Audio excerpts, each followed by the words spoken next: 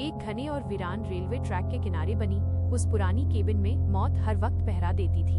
उस सुनसान रास्ते पर सालों पुराना एक रेलवे फाटक था, जिसके बारे में अजीब और डरावनी कहानियां थीं। वहां के लोग कहते थे कि रात के 12 बजे के बाद वहां एक भटकती हुई चुड़ैल का साया दिखाई देता है। वो चुड़ैल कोई आम साया नहीं थी, बल्कि वो उस ट्रैक से गुजरने वाले अकेले इंसानों को अपना शिकार बनाती थी। विक्रम को देर रात अपनी बाइक से उसी रास्ते से होकर अपने घर वापस लौटना था। रात के ठीक 12:35 हो रहे थे जब विक्रम की बाइक उस रेलवे फाटक के पास पहुंची। अचानक उसकी बाइक का इंजन अपने आप बंद हो गया और हेडलाइट की रोशनी पूरी तरह गुल हो गई। चारों तरफ एक गहरा और खौफनाक सन्नाटा छा गया, जिसे चीरती हुई केवल हवा की सिसकियां आ रही थीं। तभी अचानक वातावरण में किसी जंगली जानवर के सड़ने जैसी तेज और तीखी बदबू फैलने लगी। विक्रम ने जेब से मोबाइल निकालकर उसकी फ्लैशलाइट जलाई ताकि वो बाइक के इंजन को देख सके। तभी उसे पटरियों के बीच से किसी के रोने और सिसकने की बेहद दर्दनाक आवाज सुनाई दी। वो आवाज इतनी गहरी थी कि उसे सुनकर विक्रम के रोंगटे खड़े हो गए और उसका बदन कांपने लगा। रोशनी को थोड़ा आगे घुमाते ही उसे रेलवे ट्रैक पर एक बेहद लंबी औरत बैठी हुई दिखाई दी। उसने एक फटी हुई मैली लाल रंग की साड़ी पहन रखी थी और उसके बाल बिखरे हुए थे।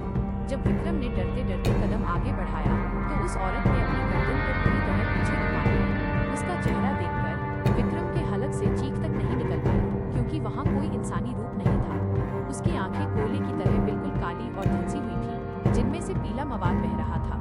उसका जबड़ा नीचे की तरफ लटका हुआ था, जिसमें सांप जैसे नुकीले और आरीदार दांत चमक रहे थे। उसके हाथ की उंगलियां बहुत लंबी और सूखी हुई थीं, जिनके सिरों पर बड़े बड़े काले नाखून थे। सबसे ज्यादा डरावनी बात ये थी कि उसके पैर घुटनों से मुड़कर पूरी तरह पीछे की तरफ उल्टे थे।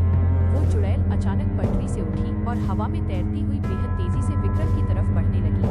विक्रम ने भागने की कोशिश की, लेकिन उसके पैर जैसे भारी पत्थरों की तरह जमीन से चिपक चुके थे। चुड़ैल ने विक्रम के बिल्कुल करीब आकर अपने जबड़े को पूरा खोला और एक दिल दहला देने वाली चीख मारी। उस भयानक चीख से आसपास के पेड़ों पर बैठे चमगादड़ और पक्षी छटपटाकर नीचे गिरने लगे।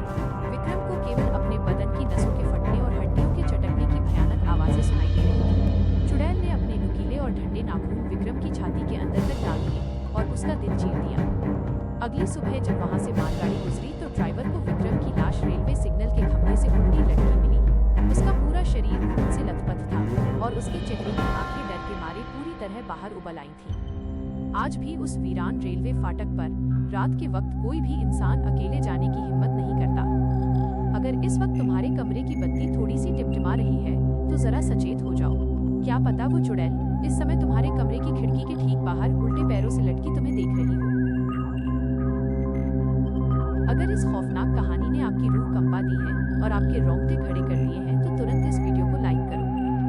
मौत के इस खौफनाक सफर की अगली डरावनी कहानी सबसे पहले देखने के लिए अभी सब्सक्राइब करो हमारे चैनल को और अपने डरपोक दोस्तों के साथ इसे जरूर शेयर करो ताकि आज की रात वो भी सो न सके।